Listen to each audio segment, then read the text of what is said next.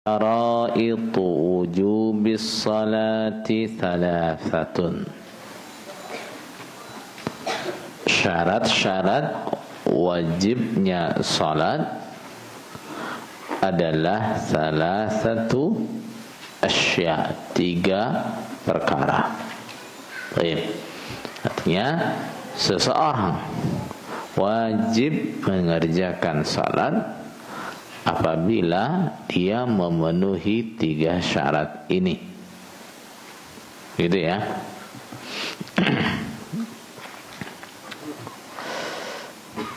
Syarat itu apa?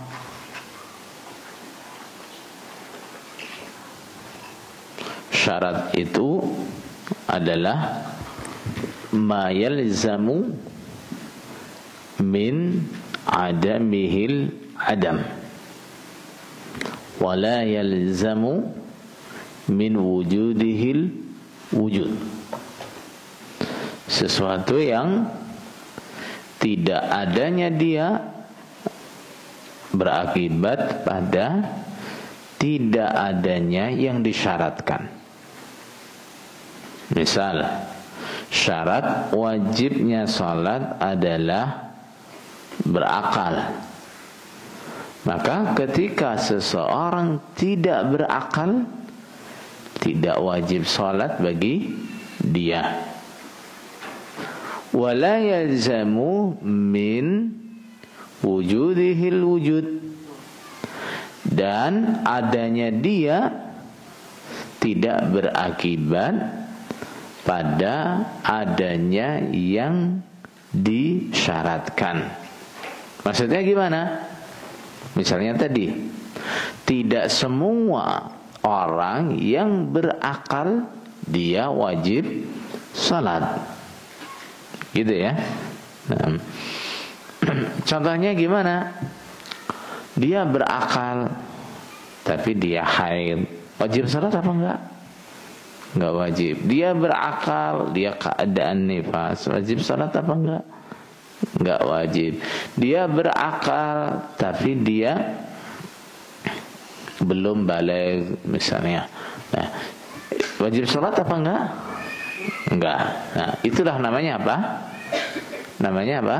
Syarat. Jadi ketika dia enggak ada, otomatis yang disyaratkan enggak ada.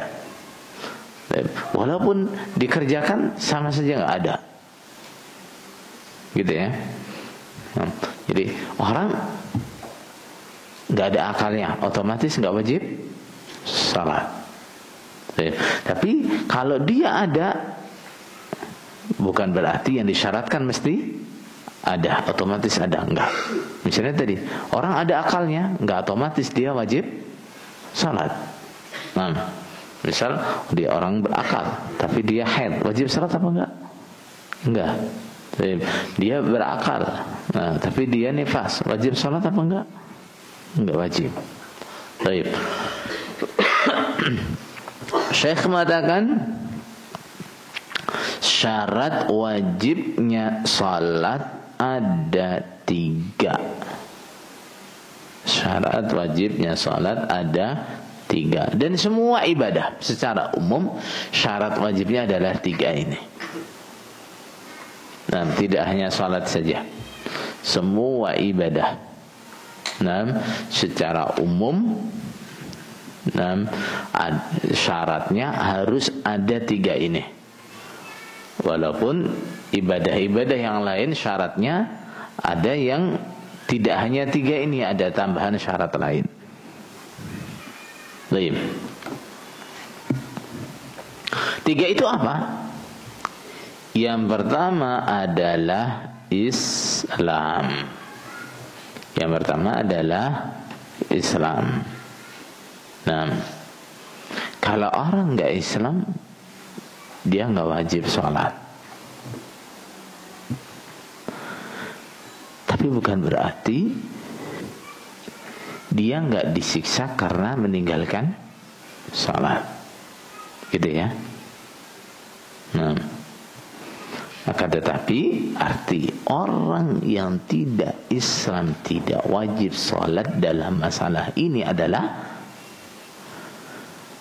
apabila suatu saat dia masuk Islam. Kita tidak mewajibkan dia untuk mengqadha atau membayar sholat-sholat yang dia tinggalkan ketika dia keadaan kafir. Itu artinya orang kafir tidak wajib sholat. Adapun hukuman atau siksaan, dia tetap dihukum, tetap disiksa karena tidak mengerjakan salat. Nah, seperti pengakuannya orang-orang kafir, kenapa mereka disiksa? Mereka mengatakan qalu lam naku minal musallin wa lam naku nut'imul miskin. Nah, penyebab mereka masuk ke dalam neraka adalah mereka katakan, kami enggak pernah sholat, kami tidak pernah memberi makan orang-orang miskin. Ini menunjukkan apa? Nah, mereka ketika meninggalkan kewajiban-kewajiban seperti sholat dan seterusnya, nah, itu juga dihukum, disiksa. Nah, akan tetapi, nah, ini tadi yang perlu kita pahami, bahwa maksud tidak wajibnya sholat bagi orang kafir adalah apa? Kita tidak mewajibkan mereka atau memerintahkan mereka untuk mengqadha salat-salat yang dia tinggalkan semasa dia kafir. Begitu juga ketika kita berdakwah kepada mereka, kita tidak memerintahkan mereka untuk salat sebelum mereka masuk Islam. Ketika kita berdakwah kepada mereka, yang kita dakwahkan pertama kali adalah mengajak mereka masuk Islam. Makanya pesan Rasulullah sallallahu alaihi wasallam kepada Muadz gimana? Faliyakun awwala ma tad'uuhum ilaih syahadatu an la ilaha illallah wa anna Muhammad Rasulullah. Nah, supaya dakwahmu pertama kali kepada mereka adalah ajak mereka bersyahadat. Nah, mengucapkan asyhadu an la ilaha illallah wa asyhadu anna Muhammad Rasulullah. Ini adalah cara orang masuk Islam seperti itu, ya. Cara orang masuk Islam dengan mengucapkan apa? Syahadat, bukan mengucapkan baiat, ya. Nah, baik. Kenapa orang kafir enggak wajib sholat, enggak kita suruh sholat? Kenapa? Karena orang kafir kalaupun dia sholat, sholatnya ditolak, enggak diterima. Nah, Allah berfirman, bagaimana orang munafik itu? Allah mengatakan,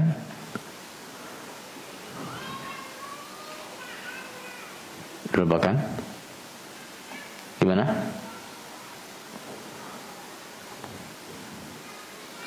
Illa annahum gimana? Illa annahum kafaru billahi wa birasulihi wa la ya'tuna as-salata illa wa hum kusala wa la yunfiquna illa wa hum wa ma mana'ahum an tuqabala minhum nafaqatuhum illa annahum kafaru billah. Orang munafik itu infaknya tidak diterima karena apa? Karena sedikit? Bukan. Nah, tapi karena sejatinya mereka itu kafir. Nah, alasan kenapa orang munafik infaknya tidak diterima adalah apa? Karena sebenarnya mereka itu adalah orang kafir. Baik. Kemudian Nah, ayat lain menyebutkan gimana? Ulaika habitat a'maluhum wa fin narihum khalidun. Orang-orang kafir, baik kafir asli ataupun kafir karena murtad, nah, amalnya hancur, artinya nggak diterima. Nah, makanya kita tidak mengajak mereka untuk sholat, tapi kita tidak perintah mereka untuk sholat, akan tetapi kita perintah mereka untuk masuk Islam. Kalau mereka sudah mau masuk Islam, baru kita perintah mereka untuk sholat. Nah, semua ibadah begitu, ya, semua ibadah seperti itu. Tidak sah apabila yang mengerjakan bukan orang Islam, gitu ya. Tapi bukankah setiap kebaikan itu oleh Allah dibalas? Nah, setiap kebaikan oleh Allah dibalas. Akan tetapi kalau orang itu kafir, balasan kebaikannya oleh Allah dihabiskan di dunia. Orang kafir itu kalau dia rajin sedekah, rajin menolong, rajin berbuat baik, kebaikannya oleh Allah dibalas juga. Tapi dibalas dengan apa? Dengan balasan-balasan dunia. Mungkin balasannya usahanya lancar, rezekinya lancar, badannya sehat. Itu saja balasannya. Nah, makanya ketika di akhirat mereka dikatakan adhabtum tayyibatikum fi hayatikumud dunya. Kebaikan-kebaikan kalian sudah kalian habiskan semasa kalian di dunia. Nggak ada sisanya lagi di akhirat. Makanya nggak usah heran ketika kita mungkin melihat ada orang kafir oleh Allah diberi nikmat-nikmat atau anugerah-anugerah yang luar biasa, misalnya dalam urusan dunia. Nah, misalnya dia usahanya terus maju terus. Nah, yang seperti itu tidak menandakan Allah senang kepada mereka, enggak. Ya, itu seandainya karena kebaikan mereka, misalnya, itu adalah karena apa? Kenapa? Karena Allah menghabiskan balasannya selama di dunia. Baik. Wal bulughu dan bulugh. Bulugh itu apa? Usia seseorang dikatakan baligh. Kapan seseorang itu dikatakan baligh nih? Harus tahu ya. Jangan sampai sudah baligh nggak merasa sudah baligh. Nah, dari sini nanti tahu sendiri-sendiri sudah baligh atau belum. Baik. Seseorang dikatakan baligh kalau dia laki-laki adalah apabila dia mengalami salah satu dari tiga ini. Salah satu dari apa? Tiga. Yang pertama adalah inzal. Apa inzal? Nah, keluar mani. Baik karena mimpi basah atau karena sebab yang lain. Baik. Atau karena jima atau karena sebab yang lain. Baik. Nah, jadi kalau dia sudah pernah keluar mani, berarti dia sudah baligh. Nah, walaupun nggak mimpi loh ya. Jadi walaupun tidak mimpi basah, tapi dia sudah keluar mani. Nah, Yang kedua adalah tumbuh bulu di sekitar kemaluannya. Nah, tumbuh bulu di sekitar kemaluannya. Yang ketiga, umurnya sudah 15 tahun. Umurnya sudah 15 tahun. Jadi kalau belum pernah keluar mani, juga belum tumbuh rambut di sekitar kemaluannya, tapi umurnya sudah 15 tahun, sudah balik atau belum? Sudah. Umurnya belum 15 tahun. Terus sudah tumbuh bulu kemaluannya, balik atau belum? Sudah. Umurnya belum 15 tahun. Bulu kemaluannya juga belum tumbuh, tapi dia sudah pernah mimpi basah, sudah pernah keluar mani. Sudah balik atau belum? Berarti sudah balik. Begitu ya.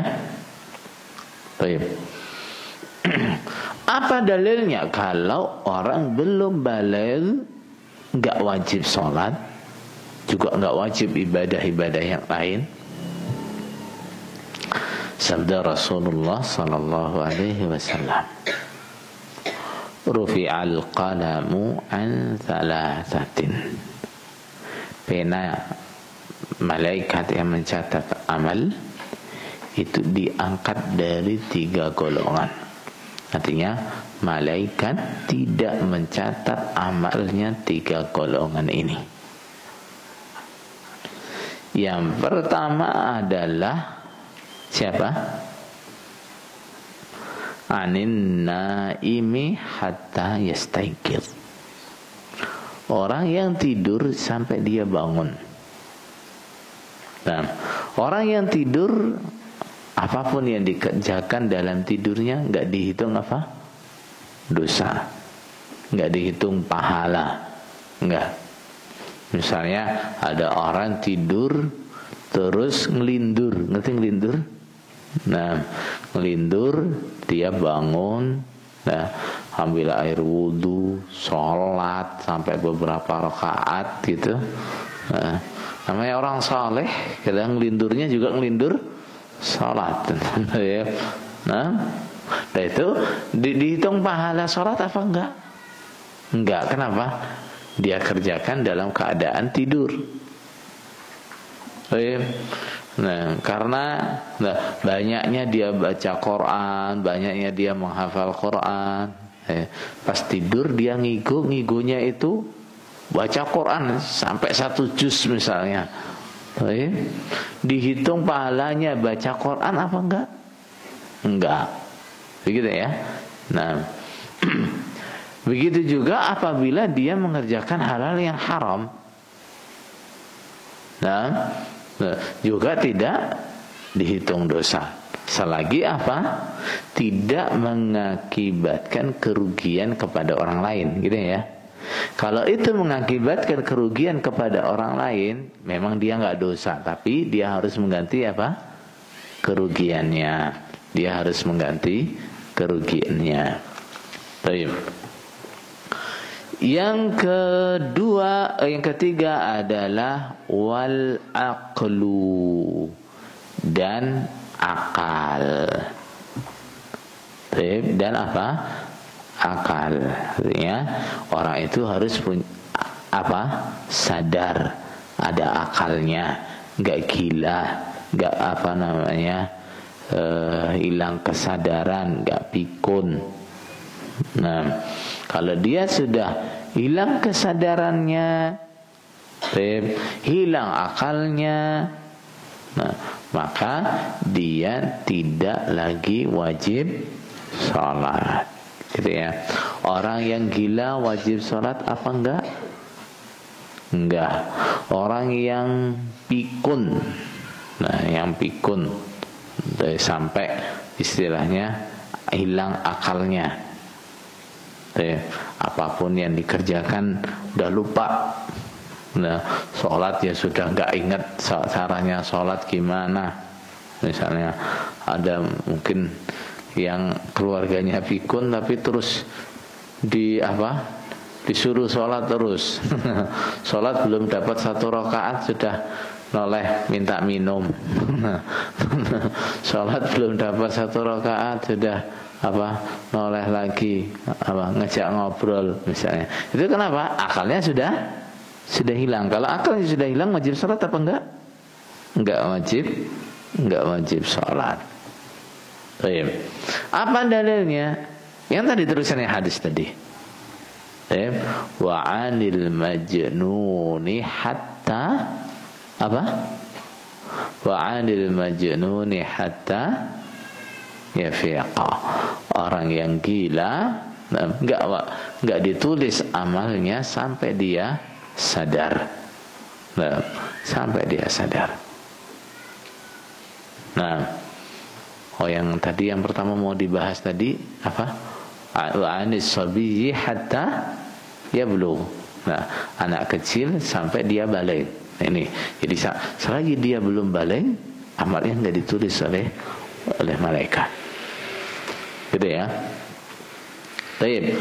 Qala wa huwa haddut taklif. Akal dan balik itu adalah batasan taklif. Taklif itu apa? Pemberian tanggung jawab. Nah, jadi seseorang dikatakan mukallaf apabila dia sudah balik dan berakal, gitu ya. Anak kecil yang belum balik mukallaf apa bukan?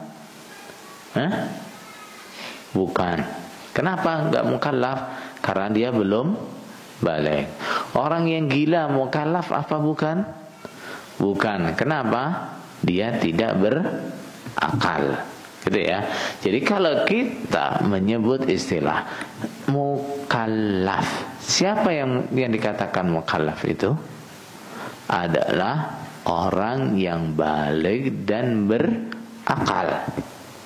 Nah, karena seseorang ketika salah satu dari dua ini tidak ada, dia nggak layak untuk diberi tanggung jawab. Nah, nggak layak. Nah, anak-anak yang belum balik nggak layak untuk diberi tanggung jawab. Melatih bolehlah, melatih nggak apa-apa. Tapi kalau memberi dia istilahnya tanggung jawab sebagai kewajiban, nggak layak. Gitu ya, nggak layak. Begitu juga orang gila nggak layak untuk diberi tanggung jawab.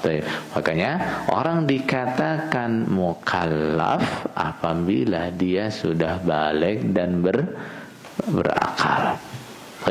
Berarti 3 syarat tadi penyebutannya kita bisa ringkas dengan apa?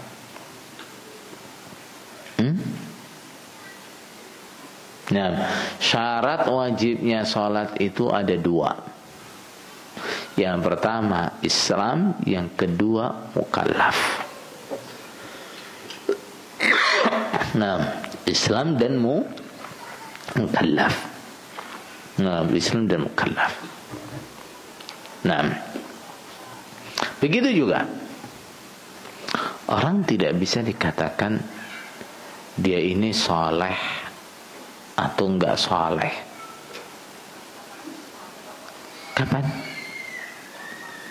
Ketika dia sudah balik dan berakal. Gitu ya. Ketika dia sudah balik dan berakal. Nah, orang ini dikatakan berlaku bagi dia hukum-hukum syariat misalnya. Nah, dia dikatakan punya tanggungan puasa, dia punya tanggungan salat apabila dia sudah balik dan berakal. Paham itu? Nah, begitu juga dia disifati Islam dan kafir apabila dia sudah balik dan berakal. Gitu ya. Nah, ini kalau di Jukam itu kadang-kadang lucu. Lucunya gimana? Nah, begitu ada jamaahnya yang keluar, dan ada yang bikin list jamaah kelompoknya yang sudah murtad siapa saja di list.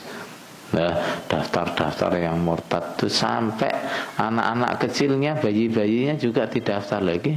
Nah, mukallaf saja belum, nah, sudah dihukumi murtad. Nah, ini. Jadi mukallaf itu kalau dia sudah balik dan berakal. Baik. Nah, ada perbedaan dalam masalah syarat bulugh. Ya, syarat yang keberapa? 2. Dalam hal apa? Syarat wajibnya ibadah dan syarat sahnya ibadah. Gitu ya. Kalau kita bicara tentang syarat wajibnya ibadah, misalnya salat, nah, maka di situ ada syarat apa? Harus sudah balik, gitu ya. Harus sudah balik. Tapi ketika kita bicara tentang syarat sahnya salat atau ibadah-ibadah yang lain, ada syarat balik di situ apa enggak? Enggak ada. Apa syaratnya? Tamyiz. Nah, mumayyiz. Nah, jadi orang-orang yang sudah mumayyiz, insyaallah di sini santri-santri yang belum balik pun sudah mumayyiz ya. Tuh ya, Fikri itu sudah mumayyiz insyaallah. Nah, Hanif sudah mumayyiz insyaallah. Nah, Madan, nah, insyaallah sudah mumayyiz. Nah, jadi kalau untuk diterimanya ibadah, orang yang mumayyiz ibadahnya sudah sah, gitu ya. Untuk masalah sahnya ibadah, orang yang sudah mumayyiz, nah ibadahnya sudah sah, gitu ya. Jadi anak yang sudah mumayyiz, nah kalau dia salatnya sah apa tidak? Sah. Salatnya diterima apa tidak? Diterima. Tapi dia wajib salat apa enggak? Enggak. Gitu ya. Nah, apa dalilnya kalau anak yang mumayyiz itu ibadahnya terutama salatnya itu sudah sah? Apa? Dalilnya adalah yang pertama perintah Rasulullah SAW kepada orang tua. Muru abna'akum bis salati wa hum abna'u sab'i sinin. Perintahkan anak-anak kalian untuk salat ketika mereka sudah umur 7 tahun. Nah, kalau salatnya enggak sah, salatnya enggak diterima, mungkin Rasulullah memerintahkan supaya mereka salat? Enggak. Baik. Kemudian hadisnya Amr bin Salamah.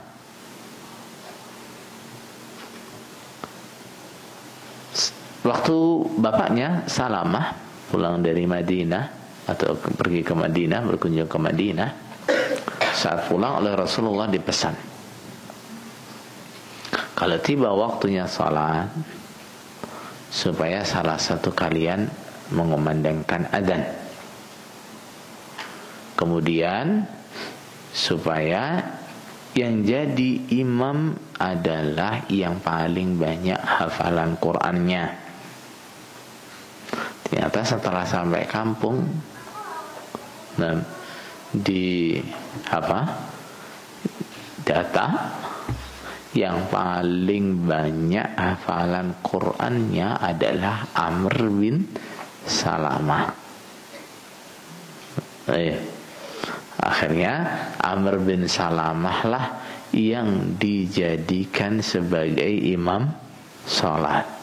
Padahal waktu itu Amr bin Salamah ceritanya umurnya baru 6 tahun. Umurnya baru 6 tahun. Tapi karena yang paling banyak hafalan Qur'annya adalah dia, maka dialah yang dijadikan sebagai imam. Baik. Kalau imam sholatnya enggak sah, kita makmum di belakangnya sah apa enggak? Enggak sah. Gitu ya. Jadi ini menunjukkan bahwa ibadahnya anak-anak yang sudah mumayyiz itu diterima, itu sah. Nah, kemudian ada satu catatan nih, bahwa salat itu adalah ibadah yang syarat wajibnya itu mengenai hampir semua muslim. Itu apa? Selagi dia muslim, baligh dan berakal, nah, maka wajib bagi dia mengerjakan salat. Ini harus dicatat nih. Nah, ketika seorang muslim sudah sampai pada usia baligh, maka selagi akalnya masih ada, selagi dia masih sadar, dia wajib sholat. Dia wajib sholat. Nah, kenapa ini harus kita tekankan di sini? Karena terkadang ada orang itu ketika dia sakit, nah, dia kemudian menjadikan alasan sakitnya untuk menunda-nunda sholat atau bermalas-malasan dengan sholatnya. Ini keliru, ya. Nah, jadi apakah orang yang sakit itu wajib sholat? Wajib sampai kapan? Selagi akalnya masih ada. Selagi akalnya masih ada. Nah, maka Khalifah Umar bin Khattab radhiyallahu an, ketika dia ditusuk oleh siapa? Abu Lu'lu'ah Al-Majusi. Nah, pahlawannya orang Syiah. Nah, Abu Lu'lu'ah Al-Majusi ini pahlawannya orang Syiah. Dia adalah yang menusuk Khalifah Umar bin Khattab saat beliau sedang salat subuh. Nah, saat beliau sedang salat subuh. Nah, begitu dia sadar, apa yang dia ingat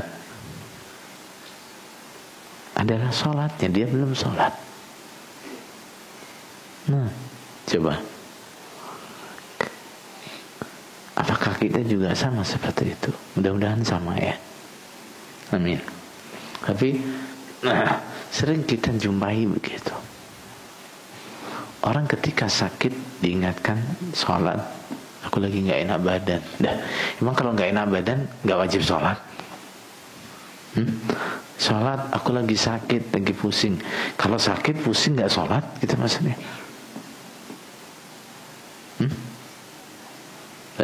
Jadi gak ada dalam syarat wajibnya sholat itu adalah sehat. Gak ada, ya.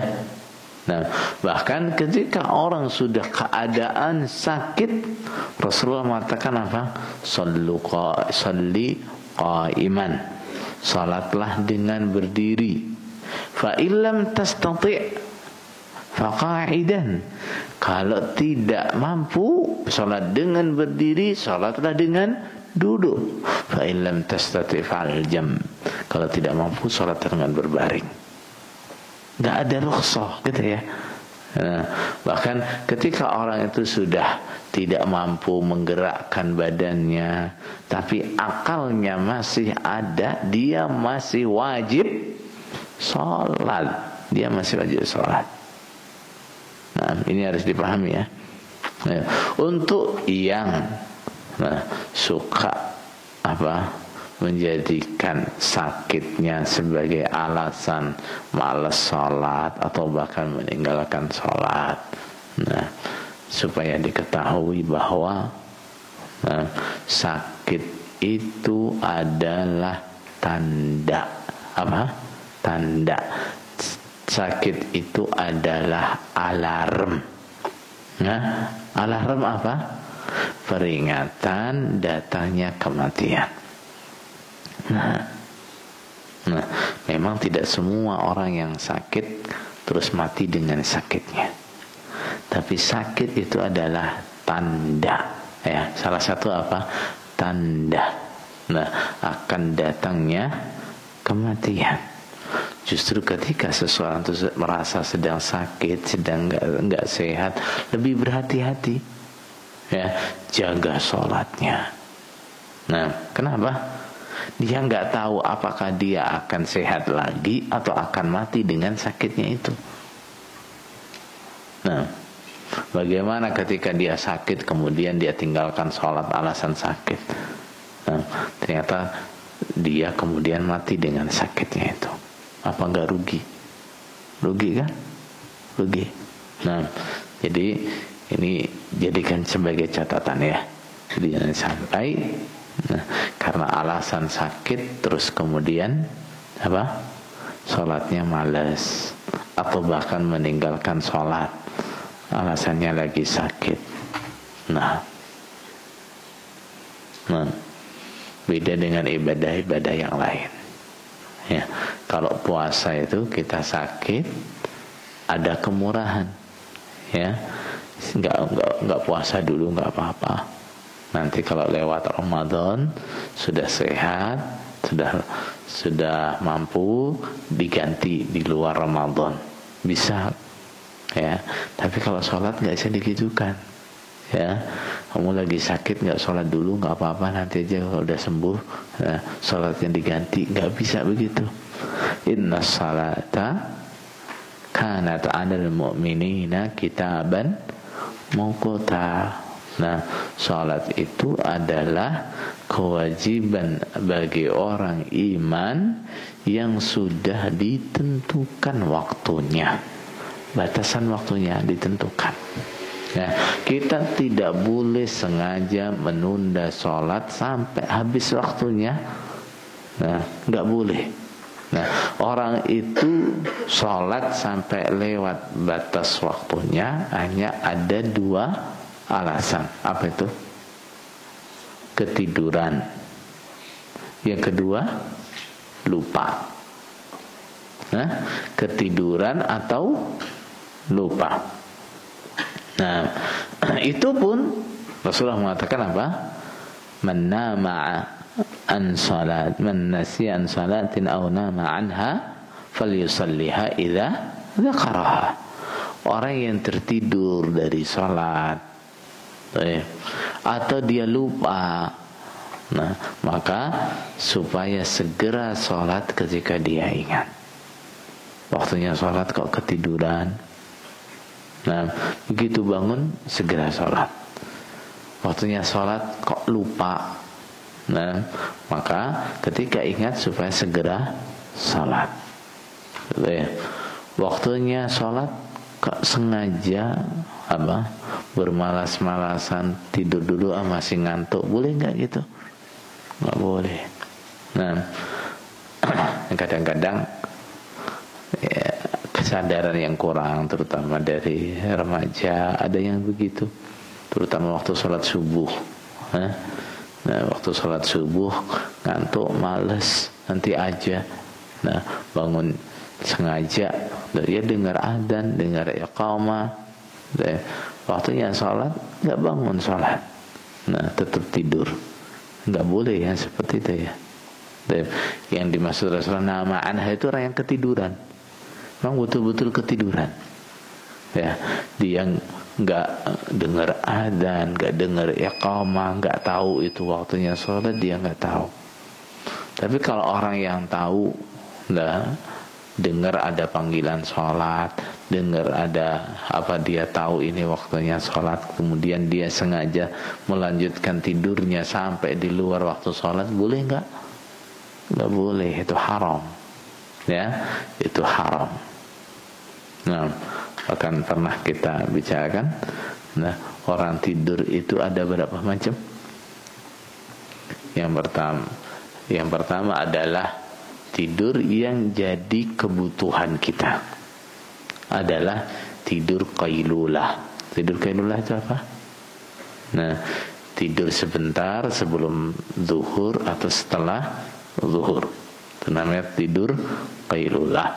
Yang kedua adalah tidurnya orang goblok. Apa itu? Nah, tidur setelah sholat subuh, pagi-pagi tidur. Itu tidurnya orang goblok. Kenapa? Nah, Rasulullah mendoakan, Allahumma barik fi bukuri hadhil ummah, ya Allah berkatilah waktu paginya umatku. Nah, Rasulullah doa, ya Allah waktu paginya umatku supaya dibarokahi. Kalau Rasulullah doa begitu, itu mustajabah enggak doanya? Nah, berarti waktu pagi itu waktunya Allah membentangkan barokahnya. Kita malah tidur. Nah, ini berarti wong goblok. Yang ketiga adalah tidurnya wong gak waras. Ngerti gak waras? Nah, tidurnya orang gak waras. Apa itu? Tidur saat tiba waktunya sholat. Nah, dengar takbir Allahu Akbar, Allahu Akbar, dia malah berangkat tidur, nggak waras ini. Antum? Nah, maka ketika antum mau tidur, dilihat dulu, koreksi dulu, ini termasuk tidur yang mana? Kalau itu termasuk yang kebutuhan, silakan tidur. Kalau itu termasuk tidurnya yang goblok, silakan. Kalau mau dibilang goblok, kalau itu termasuk tidurnya orang yang nggak waras, silakan. Kalau mau dibilang nggak waras, tayyib.